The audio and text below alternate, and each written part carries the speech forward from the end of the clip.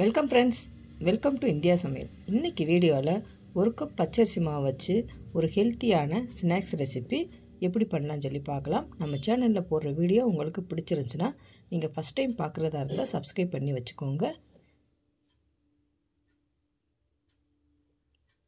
இப்போ ஒரு கடாயில் ஒரு கப் அளவுக்கு பச்சரிசி மாவு எடுத்துக்கோங்க.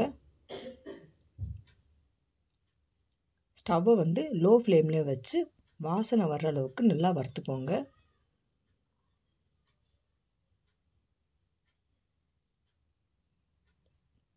பச்சை வாசனை இல்லாமல் நல்லா வறுத்துக்கரலாம். வாசனைக்கு 3 ஏலக்காய் சேர்த்துக்கோங்க. இப்போ சேர்த்துட்டு வறுத்துக்கோங்க.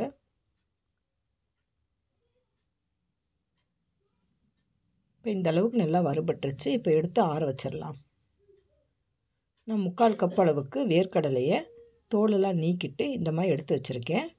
மிக்ஸி ஜாரில் போட்டு நல்லா நைஸாக அரைச்சி எடுத்துகிட்டு வந்துடலாம். நீங்கள் 1 கப் பச்சரிசிக்கு 1 கப் வேர்க்கடலை சேர்த்துக்கிட்டால் கூட டேஸ்ட்டு சூப்பராக இருக்கும். நான் 3/4 கப் அளவுக்கு சேர்த்துருக்கேன். இந்த அளவுக்கு அரைச்சா போதும். இப்போ வேறொரு மிக்ஸி ஜாரில் நம்ம வறுத்த அரிசி மாவை சேர்த்துக்கரலாம்.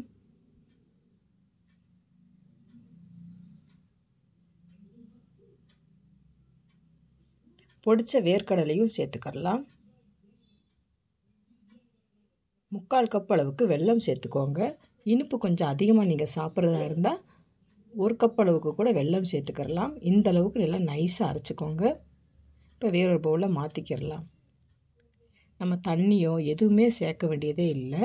நம்ம கையால் பிணைஞ்சாவே நம்ம உருண்டை பிடிக்க வரும். அதுக்கு ரீசன் என்னன்னு பார்த்தீங்கன்னா, வேர்க்கடலில் இருக்க அந்த எண்ணெயும் அந்த வெள்ளத்தில் இருக்க அந்த தண்ணியும் ஈஸியாகவே நம்மளுக்கு உருண்டை பிடிக்க வந்துடும்.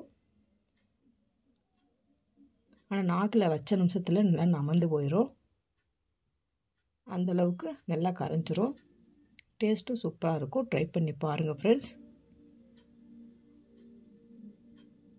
நீங்களும் ட்ரை பண்ணி பாருங்கள். ட்ரை பண்ணி பார்த்துட்டு கமெண்ட் பண்ணுங்கள். உங்களுக்கு இந்த வீடியோ பிடிச்சிருந்துச்சுன்னா லைக் பண்ணுங்கள், ஷேர் பண்ணுங்கள், கமெண்ட் பண்ணுங்கள். உங்களை நான் வேறு வீடியோ சந்திக்கிறேன். பாய். தேங்க்ஸ் ஃபார் வாட்சிங்.